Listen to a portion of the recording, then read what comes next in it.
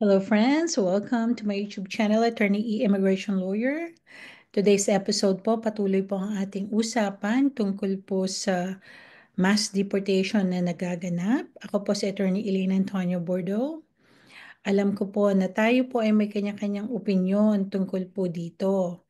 Kaya po sana ang pakiusap ko lamang po dun sa mga kababayan natin o mga nanonood na if you have immigration status, ay dahan-dahan po tayo sa pagkomento, okay?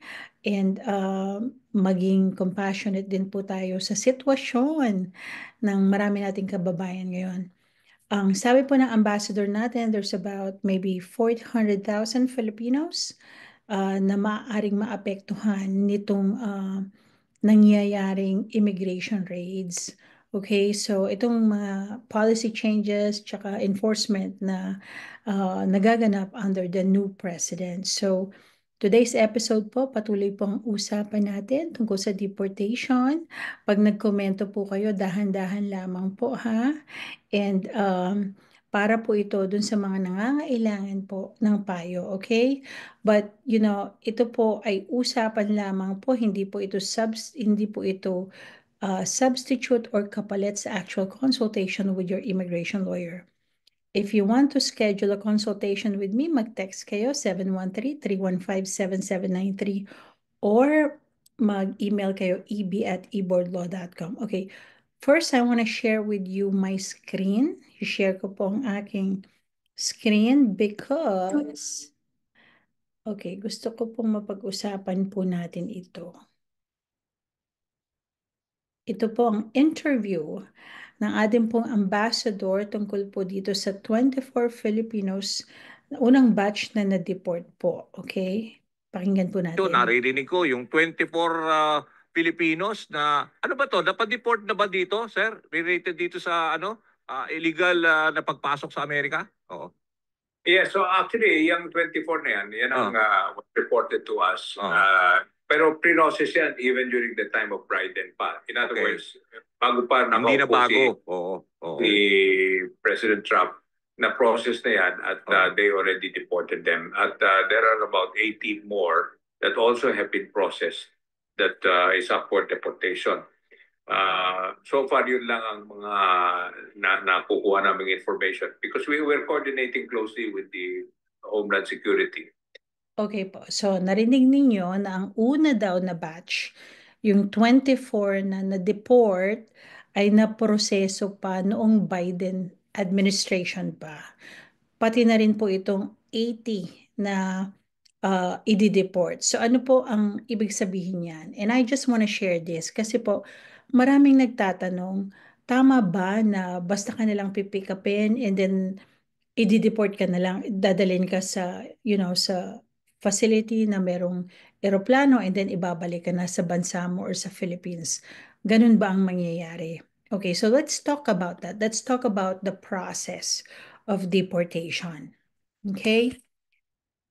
Paalala ko po, hindi po ito alternative or substitute sa actual consultation with your immigration lawyer. So, ang payo ko po ay alamin nyo ang inyong karapatan, alamin nyo ang inyong mga options, and before you make any decision, okay? Makipag-usap po kayo sa inyong immigration lawyer. Ayan po. So ano po ba ang proseso ng deportation? Ito pong 24 na ito, ayon po sa ating ambassador, ay meron na po silang na-proseso na, meaning nagkaroon na sila ng deportation case under the Biden administration. Dumaan na sila doon at nagkaroon na ng deportation order. At yung deportation order na yon ay inimplement na. And that's the reason why they were deported.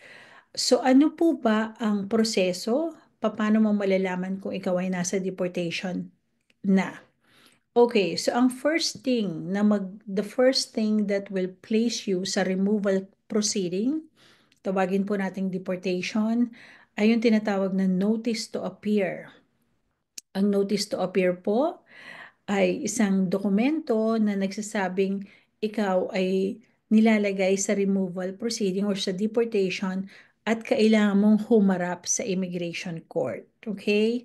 So yung mga ma-encounter nila yung ICE, either sa raid or, nagkaroon sila ng encounter, o kaya sabi, di ba, merong mga priorities na siya ang priority sa deportation. Ito daw yung mga terorista, yung mga threats sa national security, yung threats sa public order or public safety, yung mga meron ng deportation order or removal order. Like yung 24 Filipinos na nagkaroon na sila ng deportation order at ito po ay na-implement. Maari rin pong mapasama yung mga may mga na-deny na application. Ayan po. Usually po, pag na-deny ang application, lalo na po yung adjustment of status, ay makakatanggap ng papel at sinasabing you have to leave the United States or you will be placed in removal proceeding. So isa po 'yan sa maaaring mapasama sa priority, ano? So yung mga terorista, threat sa national security, sa public order, public safety, pati na rin po yung may mga final deportation order or removal order at yung may mga denied applications, okay?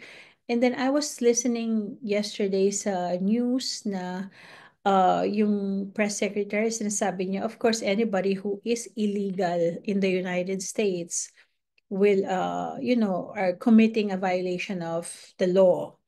And maaari po itong mapasama dito sa mga dinideport. Of course, yan ang policy ni Donald Trump. Wala po tayong magagawa. Yan ang kanyang pinangako at yan ang kanyang susundin. Pero po, meron pong batas na dapat ding masunod.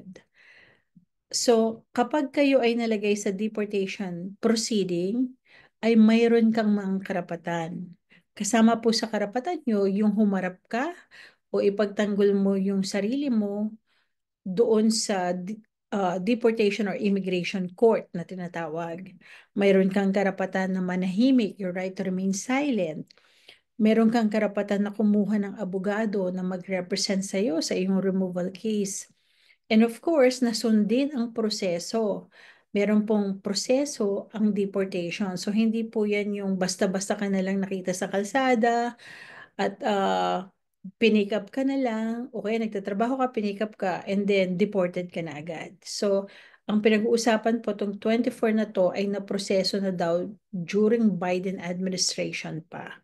And then, ini-implement na or ini-execute po, ini-execute itong final removal order. Okay? Which naman, from the very beginning, sinabi naman na yun ang isa sa mga maging priorities. Now, are we expecting na lalawak pa ito? Kasi they started mga terorista daw, mga threat sa national security, yung mga kriminal, yung mga gang members. Tapos po ngayon, yung mga may final removal orders na. And then, posible bang lalawak pa yan? Lalabas pa, papunta, mako-cover pa yung kahit wala ka namang final removal order, wala ka namang krimen na ginawa. Based on what they're showing right now, it's possible. Sabi nga nung Homeland Security Chief, sabi niya, yung aperture daw nag-expand, meaning lumalaki yung coverage nila. So, and then yung press secretary, sabi niya kapag daw walang immigration status is a violation of the law of the United States. Ang opinion po ng mga kababayan natin and ng mga tao sa United States ay hati, of course. And we understand yung mga gusto po pro-mass deportation, naintindihan din natin sila kung bakit nila nasasabi na, they should be deported, dapat umuwi na sila, ganyan-ganyan. Especially sa mga Filipino na dumaan sa mahabang proseso. Alam nyo, yung maraming mga Pilipino na yung mga kapatid nila, they waited 20 years to get to the US Embassy to get the visa.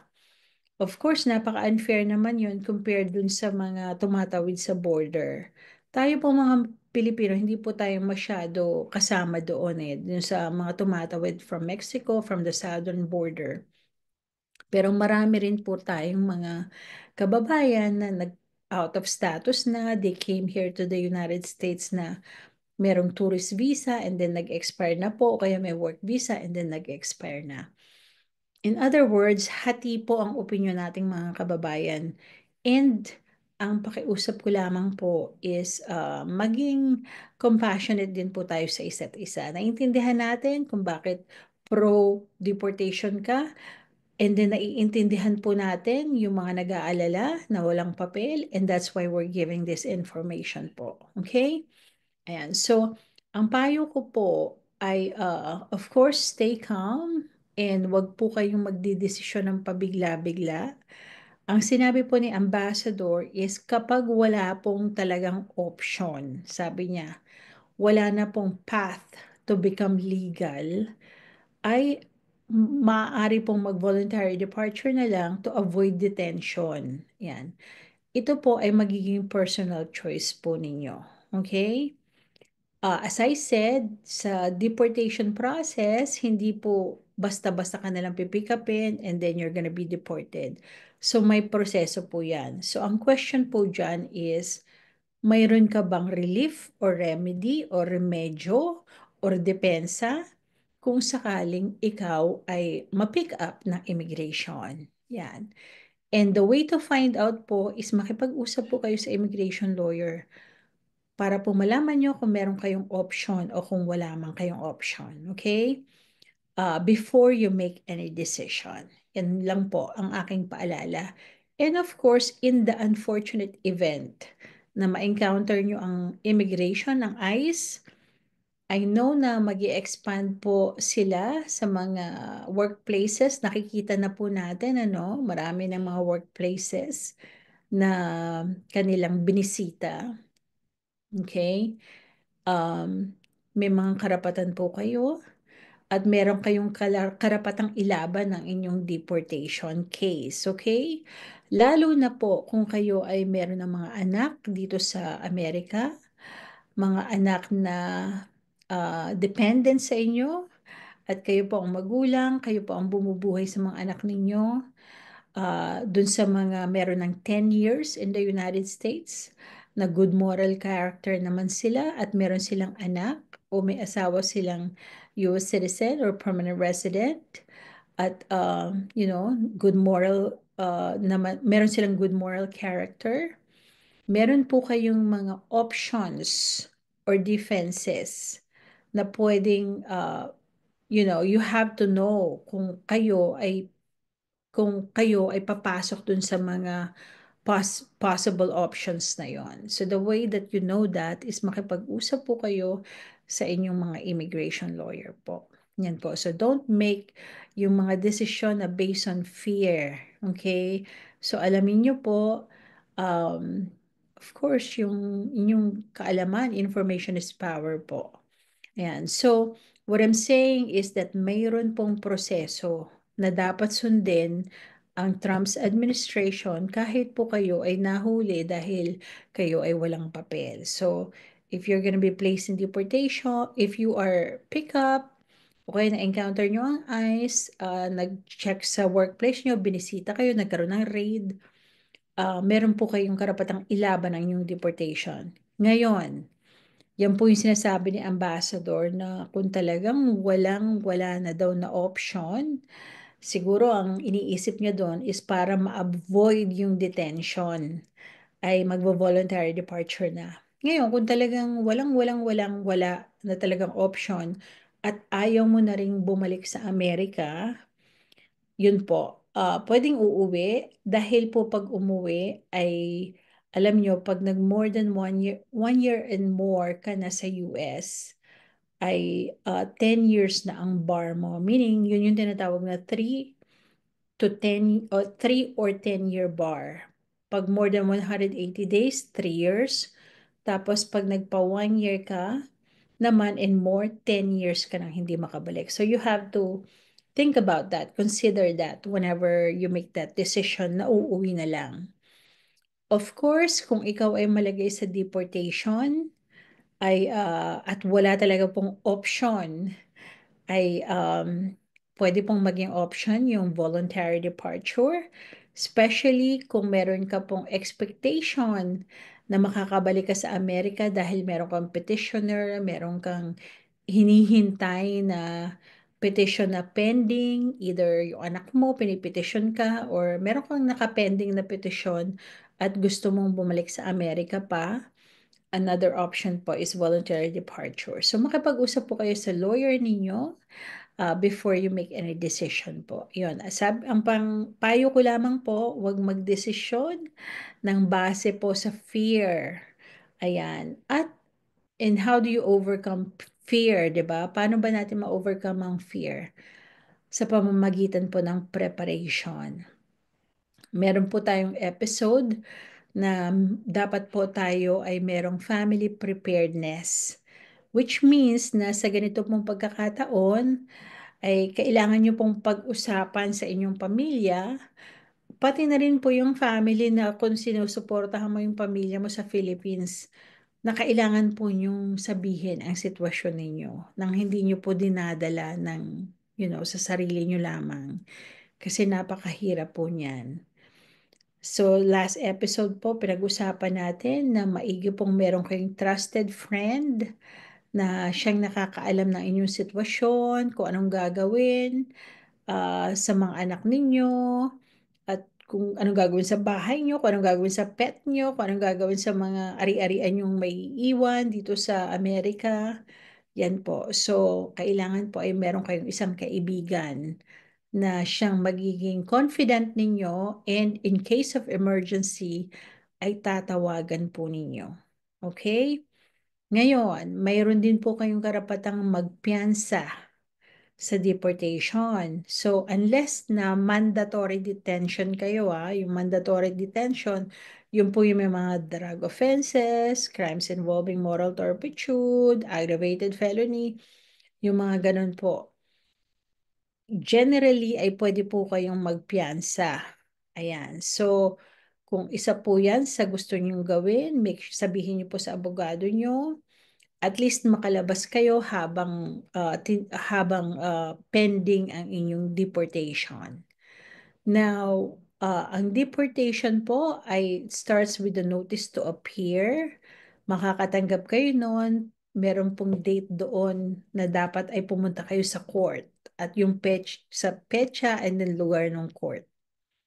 Once you get there, ay babasahan po kayo ng notice to appear. Sinasabi doon kung ano man, kung overstay ka, kung anong visa mo dati, kung saan bansa ka nagsimula, yan. Or saang bansa ka nang galing. And then, magkakaroon po ng schedule na master hearing na tinatawag. So, magkakaroon kayo ng opportunity na magkaroon ng abogado kung gusto po ninyo. Okay? And then, isiset po yung master hearing. So, kung may abogado kayo, dapat yung abogado nyo ay nandoon. Doon sa master hearing, ay doon nyo po sasabihin kung anong relief meron po kayo. Kung kayo po ay mag-voluntary departure, kung meron po kayong depensa na kung kinasal kayo sa American citizen, adjustment of status, cancellation of removal. So, kung meron po kayo ng asylum, so, o kaya yung mga humanitarian visa, VAWA, T-visa, U-visa, doon po sasabihin ng inyong abogado. Okay, okay. So, pag nasabi po yon ay isiset po ang hearing ng individual hearing. And doon nyo po patutunayan na kayo po ay dapat magkaroon ng relief na iyon na hinihingi mo. Okay. Pag nag-agree sa'yo ang court, madidismiss na yung deportation mo. Pero pag hindi nag-agree sa'yo ang court, ay magkakaroon ng order ng removal or deportation. Ngayon, pwede mo bang i-appeal yon? Okay? At pag in-appeal mo yon ay hindi pa ito final and executory. So, meron ka pang pagkakataon na magstay while the appeal process is going on. Okay? So, yan po ang proseso na dapat masunod kung ma-encounter nyo ang ICE at mabigyan kayo ng notice to appear at malagay kayo sa deportation case. Okay? So, for some people, siguro gusto po nila yon na magkaroon sila ng pagkakataon because they have a chance kapag nakapagpiyansa sila, meron silang time na i-wrap up yung kanilang mga affairs or businesses or trabaho or mga kanilang mga naipundar or yung kanilang mga gamit, mga bagay-bagay dito sa Amerika. At maiayos din ang kanilang pamilya, so magkakaroon ka ng chance. Yung iba, yun lang naman po ang hinahabol.